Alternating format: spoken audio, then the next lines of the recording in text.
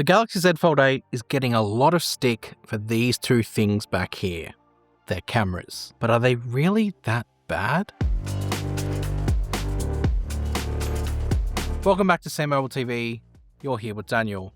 The Galaxy Z Fold 8 has a pretty bland camera setup. You have a dual 50 megapixel camera setup on the back, a 50 megapixel ultra wide, which is the same ultra wide as the one from the S26 Ultra, and you've got a 50 megapixel main, which is the same 50 megapixel main camera as the one from the Z Fold 6 and the Galaxy S26. It's an older one now. They're pretty modest by comparison to what Samsung have got out there with the rest of their lineup. On paper, in today's society, a phone that costs nearly $2,000 you would expect better camera hardware. It's not that simple anymore, obviously. Today you've got component prices that are going through the roof thanks to data centers and AI.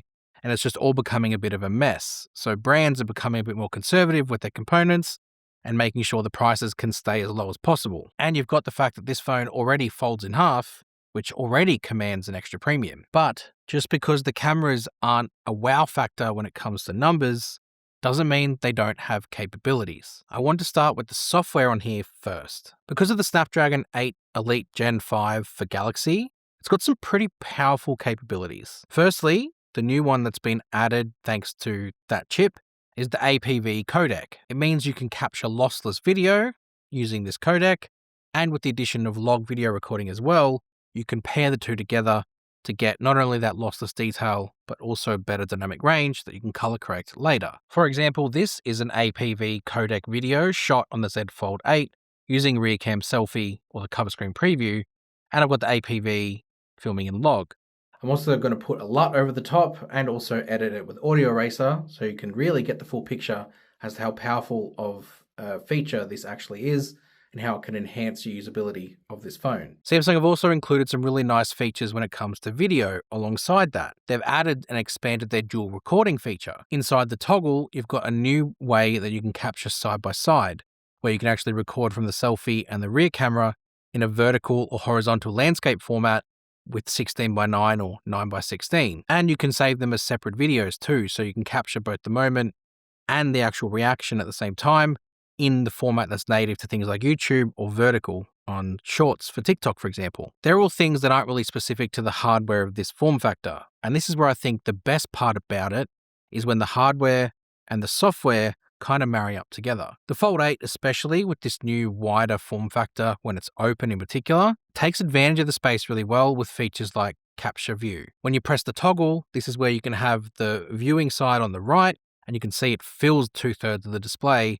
And then you've got the review on the left-hand side where you can actually scroll through any photos or videos you've captured and decide what you want to do with them in a much bigger form. And then of course you've got the cover screen preview, which I kind of just utilized before, and rear cam selfie, which aren't new because they've been on foldables before, and neither was capture view.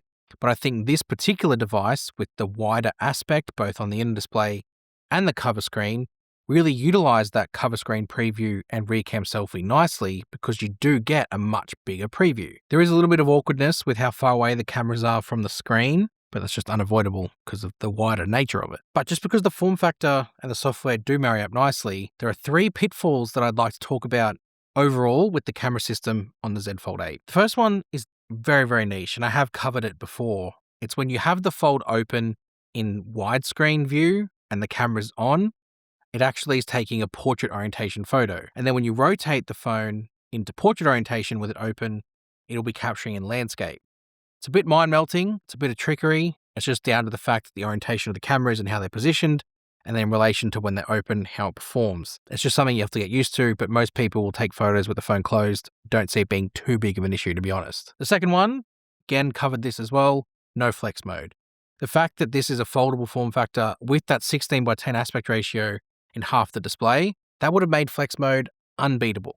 It would have been perfect. But due to the, technical difficulties with the hinge that they've got on here and the size of this display and the size of the top heaviness maybe of it, Samsung haven't included flex mode and in turn have left the software out as well. And the third one is no telephoto. And I don't even think it needs a 3x telephoto. I'm talking the 5x, even a 12 megapixel one would have been sensational. But the thing is the Fold 8 Ultra didn't get that. So they're not going to put a 5x telephoto on here when their ultra foldable didn't get it. So we just have to live with the 50 megapixel and crop in digitally for now. As far as output goes, I'm just going to put some photos up and talk over them as they appear, because I think you'll actually be pleasantly surprised with what you get out of the Fold 8. Okay, we're going to start here with the ultra-wide camera, and this is the first photo that I'm going to show off.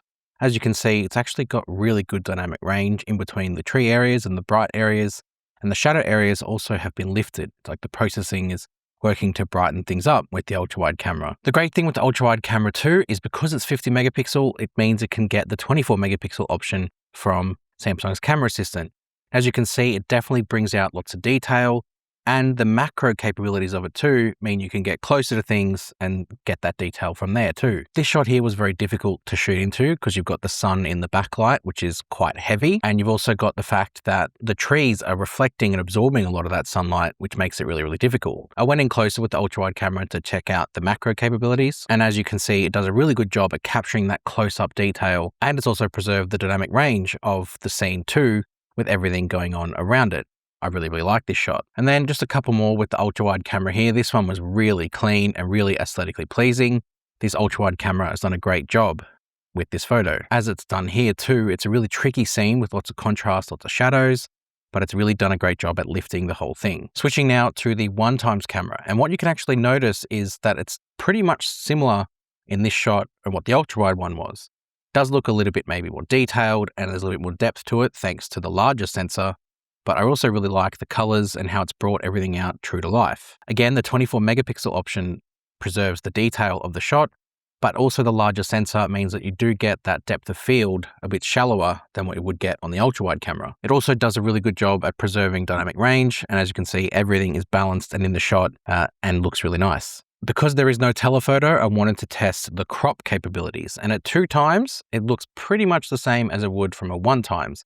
The only thing, you lose the 24 megapixel because it's cropping into a 12 megapixel area, but it still does look quite nice and you still get a little bit of depth of field about it. And then this is where you really test the 4x capabilities because of the fact that that's the next native number on the camera.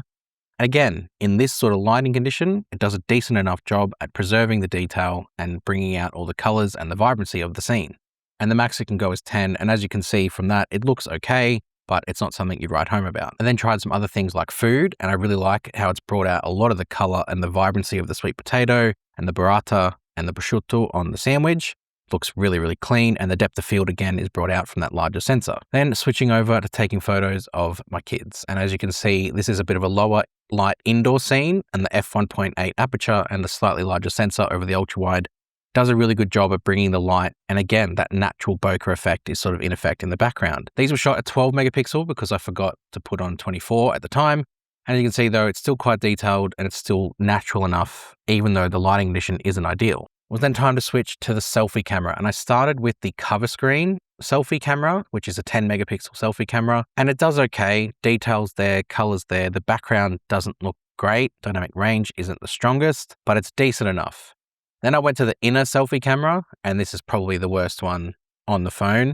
It's a bit of a wider angle as well. It's a 17mm versus 23 or 24, and you can really see it looks quite washed out and not a photo you'd want to take. Fortunately, the rear cam selfie is available on the Z Fold 8, and this is a 24 megapixel one captured at 1x zoom, and you can see that natural depth of field, dynamic range is great, and detail is far better. So, overall, the cameras on the Z Fold 8, not really a total disaster as most people would have you believe. I think if Samsung decided to make this the perfect ultra camera form factor right now, well, it would leave them no room to grow, so they wouldn't be able to really push the industry forward in the next generation, and it probably would have cost $3,000 instead of $2,000.